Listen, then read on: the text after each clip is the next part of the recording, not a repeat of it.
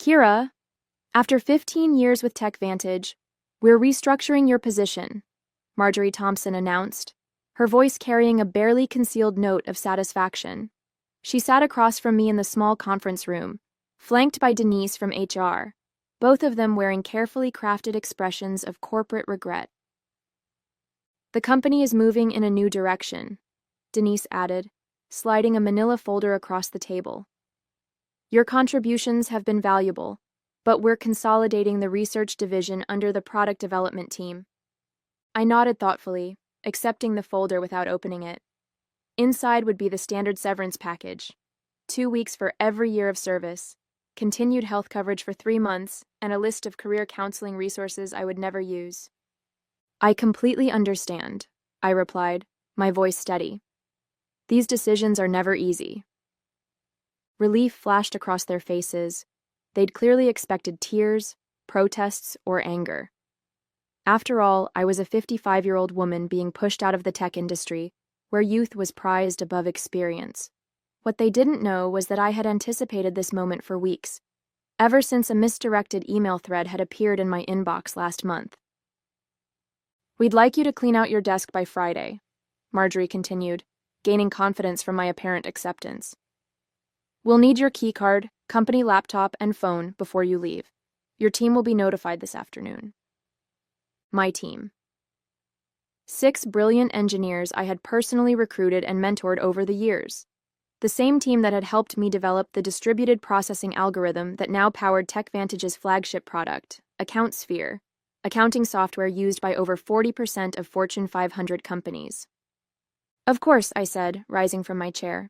Is there anything else? They exchanged glances, clearly thrown by my composure. Marjorie recovered first. That's all for now.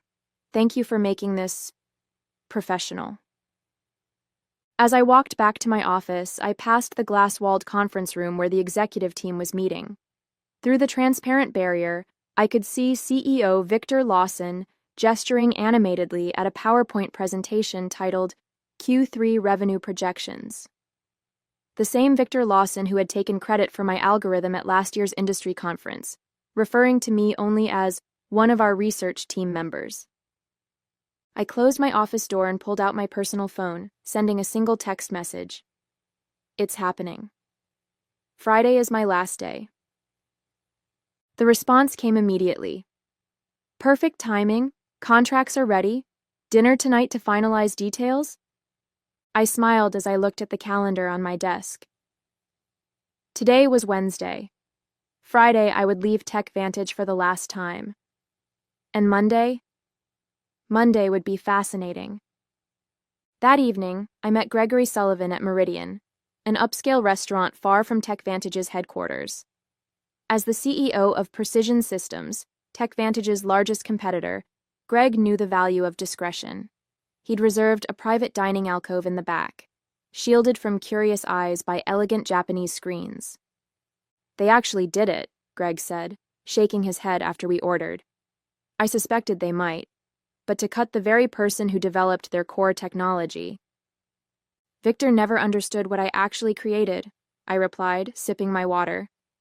He saw the implementation, the user interface, the marketing potential, but the underlying architecture, that was just tech stuff to him. The irony was almost too perfect. 3 months ago, I discovered the patent application for my distributed processing algorithm had never been filed by TechVantage's legal team. An oversight, they'd claimed when I inquired. They'd assured me they'd handle it immediately. But something about their response had seemed off, prompting me to check the company's internal documentation. That's when I found it, a strategy memo outlining plans to claim the algorithm as company-developed technology without specific inventor attribution. They'd planned to push me out before securing the patent, knowing intellectual property developed by employees typically belonged to the company. What TechVantage didn't know was that I'd already been working on refinements to the algorithm on my own time, using my personal equipment. Those improvements, which dramatically increased processing efficiency by 43%, weren't covered by my employment agreement. I'd quietly filed for a patent under my own name last month, fully documented with timestamps and development logs that clearly showed the work was completed outside of company time. The patent had been granted with remarkable speed, thanks to Greg's introduction to a top-tier IP attorney. All the paperwork is finalized, Greg said now, sliding a folder across the table. As soon as you sign, Precision Systems officially acquires exclusive licensing rights to your patent. The press release goes out Monday morning, announcing you as our new Chief Innovation Officer. I reviewed the documents carefully, though I'd already memorized the key terms: a 7-figure signing bonus, substantial equity in Precision Systems, and ongoing royalties from all products using my algorithm. What do you think Victor's face will look like when he realizes what's happened? Greg asked, unable to hide his satisfaction at the prospect. I'm more concerned about my team, I admitted. They don't deserve to be caught in the fallout. Greg nodded. Already addressed. We have positions for all 6 of them if they're interested. Senior roles with significant raises. I signed the final page and closed the folder. In one elegant move, I had secured my future, protected my team, and ensured recognition for my work. To new beginnings, Greg said, raising his glass. And to owning your own value, I added, clinking my glass against his. Thursday and Friday passed in a blur of exit interviews, knowledge transfer meetings, and saying goodbye to colleagues. I maintained my professional composure throughout, even as rumors spread across the company. Administrative assistants gave me sympathetic glances in the hallways. Junior developers approached awkwardly, asking if I'd provide LinkedIn recommendations before I left. I documented everything meticulously, every project, every password, every process, knowing full well that TechVantage would soon discover just how thorough they needed me to be. My decision to leave comprehensive transition notes wasn't kindness. It was evidence. Evidence that I had acted in good faith while the company had not. During my final exit interview on Friday afternoon, Denise from HR went through the standard checklist with mechanical efficiency. You understand that any intellectual property developed during your employment remains the property of TechVantage, she stated, pushing a non-disclosure agreement across the table. Of course, I replied pleasantly. Anything developed within the scope of my employment, using company resources during company time. I emphasized those qualifiers slightly, but Denise was too busy checking boxes to notice. And you affirm you have no copies of proprietary company information? I have taken nothing that belongs to TechVantage, I confirmed truthfully. The patent was mine, after all. As I packed the personal items from my desk, family photos, a collection of conference badges marking 15 years of industry events, the coffee mug my team had given me last Christmas, Marjorie stopped by, leaning against my doorframe with artificial casualness. I just wanted to check that everything's clear for your departure, she said, watching me place items into a cardboard box. Crystal clear, I replied, wrapping a small award I'd received for the very algorithm now at the center of my plans. The irony wasn't lost on me as I carefully placed it between layers of tissue paper. You know, Kira, these restructuring decisions are never personal, Marjorie continued. Victor feels the company needs to move in a more youthful direction. I looked up, meeting her gaze directly. I understand completely. Business is business. Something in my tone made her pause. For a brief moment, uncertainty flickered across her face, but she quickly dismissed it. What could a soon-to-be unemployed 55-year-old woman possibly do? Will you be taking some time off? She asked, an artificial note of concern in her voice. Actually, I already have something lined up, I replied. I start Monday. Oh. Surprise crossed her features. That's fast? Anything interesting? I smiled.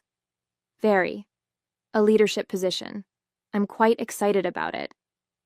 She nodded absently, already mentally moving on to other matters. Well, good luck with that. As I walked out of TechVantage's glass headquarters for the final time, keycard surrendered and personal belongings in tow, I took a moment to look back at the building where I'd spent 15 years of my career. On the top floor, I could see the executive conference room lit up for an evening meeting. likely discussing how to redistribute my responsibilities among younger, less experienced, and significantly less expensive staff. Little did they know that in less than 72 hours, that same room would be hosting an emergency crisis meeting instead. Monday morning dawned bright and clear. I dressed carefully in my new charcoal suit, a power outfit I'd purchased specifically for this day. The Precision Systems town car arrived precisely at 7:30 a.m. to take me to their headquarters, where I'd start my first day as Chief Innovation Officer. The press release went live at 7 a.m., Greg informed me as I settled into my new corner office with floor-to-ceiling windows. Industry newsletters are already picking it up. I've got the communications team monitoring reactions. The announcement had been crafted with strategic precision. Precision Systems acquires exclusive rights to revolutionary processing algorithm. Welcomes creator Dr. Kira Jennings as Chief Innovation Officer. It detailed my background, emphasized my role as the sole inventor of the patented technology, and outlined how Precision Systems would be integrating the algorithm into their next generation of products. Most importantly, it clearly stated that any company currently using the technology would need to negotiate licensing agreements with Precision Systems moving forward. At precisely 9:15 a.m., my phone lit up with the first text from my former team at TechVantage. "Complete chaos here. What did you do?" It was from Miguel, my lead developer. I smiled, typing back, "Check your personal email. All 6 of you have offers waiting." Meanwhile, 8 miles away at TechVantage headquarters, the scheduled Monday morning executive meeting was undergoing a dramatic transformation. According to Miguel's play-by-play updates throughout the morning, Victor had arrived at the office to find the company's general counsel and chief financial officer waiting at his door, both ashen-faced. The industry announcement had hit their inboxes simultaneously, setting off immediate alarms. By 9:30 a.m., what should have been a routine start-of-week meeting had morphed into an emergency crisis session. Board members were calling in remotely. The legal team was frantically reviewing my employment contract and the documentation around the algorithm's development. "They're pulling every file with your name on it," Miguel reported. "Someone just wheeled in all the servers from the research division for the tech team to analyze." I could picture the scene perfectly. Victor pacing the conference room, demanding explanations from Marjorie and the legal department. The stock would already be responding to the news. Investors hated uncertainty, and the announcement had created plenty of it. At 10:45 a.m., I received an email from Victor himself, the desperation practically emanating from my screen. "Kira, there appears to be a misunderstanding. Please call me at your earliest convenience to discuss." I forwarded it to Precision Systems' legal team without responding. By noon, the industry was buzzing with speculation. TechVantage's stock had dropped 7% since the market opened, while Precision Systems had seen a 12% increase. 3 different technology journals had requested interviews with me about the strategic coup that had shaken the accounting software industry. "How are you feeling?" Greg asked, stopping by my office as I settled in. "Validated," I replied honestly. 15 years of watching others take credit for my work, of being told I should be grateful just to have a seat at the table, and now, finally, recognition. My new executive assistant appeared at the door. "Dr. Jennings, the development team is ready for you in the main conference room. And..." She hesitated. "TechVantage's CEO has called 4 times in the last hour." "Please let him know I'm in meetings all day," I replied calmly. "I'll have our legal team reach out to discuss licensing options later this week." As I walked toward my first meeting as Chief Innovation Officer, my phone buzzed with another update from Miguel. "Board just called emergency session. Victor looks like he's about to explode. P.S. My team and I accept your offer. When can we start?" By Tuesday morning, the full impact of my departure had become clear to everyone at TechVantage. Their flagship product, AccountSphere, relied entirely on my algorithm to process the massive datasets that gave it an edge over competitors. Without licensing rights to my patent, they faced 2 equally unpalatable options: negotiate with Precision Systems or rebuild their core technology from scratch, a process that would take years and millions in development costs. Victor has called an all-hands meeting for 2 p.m., Miguel texted. It was his last day at TechVantage. He and the rest of my former team would be starting at Precision Systems next Monday. Rumor is they're going to try to sue you. I forwarded his message to our legal department, who responded almost immediately. Let them try. Your documentation is impeccable. Development logs, timestamps, personal equipment usage, all clearly established. We've prepared for this scenario. Meanwhile, I was settling into my new role with remarkable ease. The respect I received at Precision Systems was a stark contrast to my final years at TechVantage. When I spoke in meetings, people actually listened. My ideas weren't repackaged by male colleagues and presented as their own. My age and experience were viewed as assets rather than liabilities. The engineering team is implementing your efficiency improvements, Greg informed me during our afternoon briefing. Early testing shows a 51% performance boost, even better than we projected. I had several refinements I never shared with TechVantage, I admitted. After I discovered they were planning to eliminate my position, I saw no reason to give them my best work. Their loss, our gain, Greg replied with a satisfied smile. Speaking of which, the first licensing inquiry came in this morning. Not from TechVantage yet, they're still in denial, but from Dataflow Systems. They're worried about being caught in the crossfire. At 3:30 p.m., Miguel sent a detailed account of Victor's all-hands meeting. The CEO had tried to project confidence, assuring the staff that TechVantage would vigorously defend our proprietary technology. But the anxiety in the room had been palpable. Several employees had already updated their LinkedIn profiles, sensing the company's vulnerability. Marjorie looked like she was about to faint when someone asked directly if they'd failed to secure the patent, Miguel reported. Victor cut the question period short after that. By Wednesday, the industry fallout had intensified. 2 major clients had contacted Precision Systems about switching from AccountSphere, concerned about TechVantage's ability to maintain the product without the algorithm's creator. Our stock had risen another 8%, while TechVantage's continued its decline. I received a call from Denise in HR, the same woman who had slid my severance package across the table just days earlier. Kira, she began, her voice carefully professional, I'm calling to discuss the, situation with your patent. We believe there may have been a misunderstanding about ownership rights. I don't think there's any misunderstanding, I replied calmly. My employment agreement clearly states that intellectual property developed on my own time, using my own resources, remains mine. The patent documentation confirms exactly that. Victor was hoping you might consider coming in to discuss options. Any discussions would need to go through Precision Systems' legal department now, I responded. I'm sure they'd be happy to set up a meeting to discuss licensing terms. The silence on the other end spoke volumes. Finally, Denise sighed. I'll pass that along. That afternoon, I led my first formal presentation to Precision Systems' board of directors, outlining our technology roadmap with my algorithm at its center. As I stood confidently at the head of the table, not hidden in the back as I had been at TechVantage, I caught Greg's approving nod. By Friday, just 1 week after I had walked out of TechVantage for the last time, the company had entered full crisis mode. Their stock had fallen 23% from Monday's opening bell, triggering concerned calls from major investors.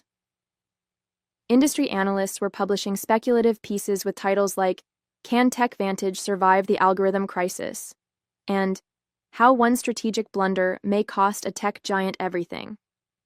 Through my industry contacts, I learned that Victor had finally acknowledged the severity of the situation to the board. TechVantage would need to either license my algorithm from Precision Systems, likely at exorbitant rates that would devastate their profit margins, or undertake a complete rebuild of AccountSphere without using any technology covered by my patent. They've started interviewing for a new development team, Miguel informed me during our Friday video call, where we discussed his upcoming transition to Precision Systems. Victor's claiming they can recreate the functionality in 6 months. I couldn't help but laugh. The original algorithm took me 3 years to perfect, and that was with intimate knowledge of the problem space. Exactly. Miguel agreed. Nobody's believing the timeline, especially after your team posted their resignation letters simultaneously. The knowledge drain is massive. That afternoon, TechVantage's attorneys finally reached out to Precision Systems to open a dialogue about potential licensing arrangements.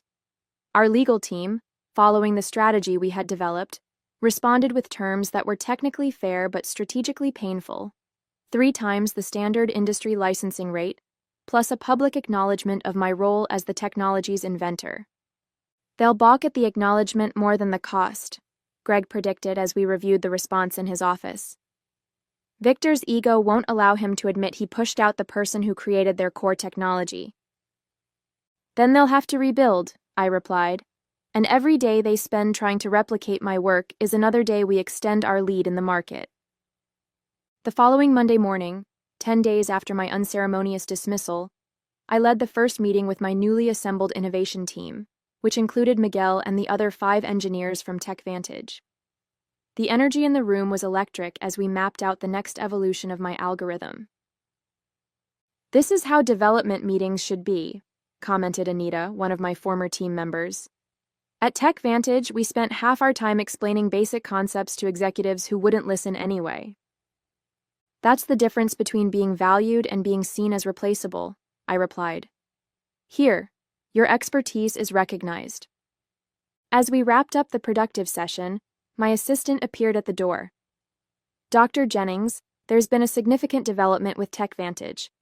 Their board just announced an emergency leadership change. Victor Lawson is stepping down, effective immediately." The news spread quickly. Within hours, industry publications were reporting that TechVantage's board had lost confidence in Victor's leadership, following the patent oversight that threatened the company's flagship product.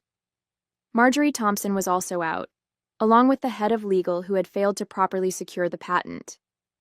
That evening, I received an unexpected email from Richard Donovan, TechVantage's newly appointed interim CEO. Unlike Victor's desperate message from the previous week, this one was straightforward and respectful.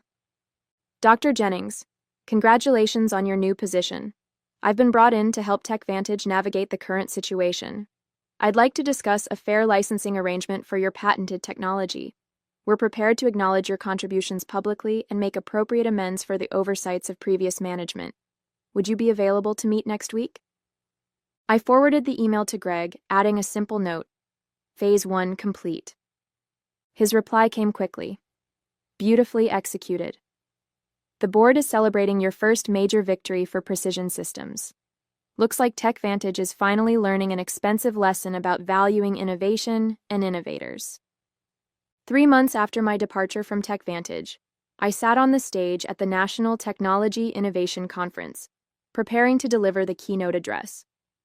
The audience was filled with industry leaders, technology journalists, and aspiring developers, many of whom now knew my story.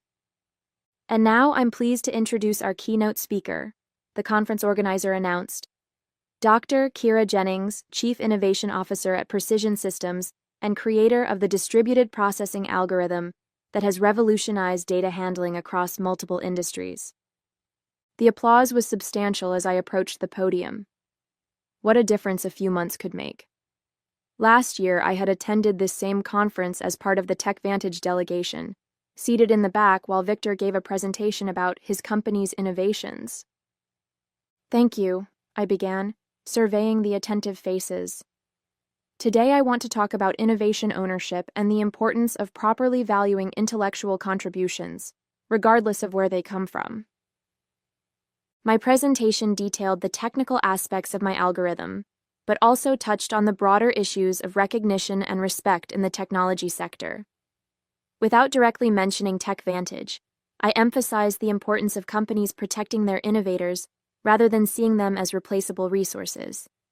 Afterward, during the reception, several young women engineers approached me, seeking advice and mentorship. One of them, barely 30, confided, "Your story changed how I document my work. I started keeping detailed logs of my development process on personal time." "Smart," I replied. "Your innovations deserve protection." As the evening concluded, I checked my phone to find an industry news alert. TechVantage had finally announced the licensing agreement with Precision Systems, acknowledging me by name as the algorithm's creator. Their stock had stabilized, though at a significantly lower valuation than before my departure.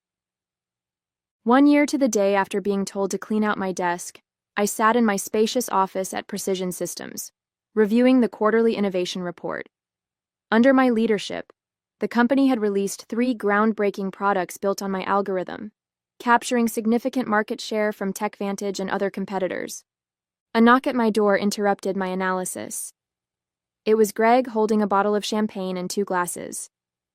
"Happy anniversary," he said, setting the glasses on my desk. "The board asked me to share the news with you personally before the public announcement. Precision Systems has officially surpassed TechVantage in market valuation for the first time in company history." I smiled, feeling not triumph but a quiet satisfaction. That's what happens when you value innovation properly. As Greg poured the champagne, my assistant delivered a sleek envelope. Inside was an invitation to speak at Women in Technology's annual Leadership Summit. The topic: Owning Your Intellectual Value, How Proper Documentation Changed an Industry. "You've become something of an icon, you know," Greg commented, noticing the invitation. "The story about the executive who didn't recognize what she had until it was gone has become a cautionary tale in corporate boardrooms." Richard Donovan, who had remained as TechVantage's CEO after the crisis, had implemented sweeping changes in how the company recognized and rewarded innovation. Their new policies on intellectual property protection and inventor recognition were reportedly modeled after the program I had established at Precision Systems. "It was never about revenge," I said, raising my glass in a toast. "It was about recognition, about showing the industry that innovation isn't anonymous. It comes from real people who deserve real credit."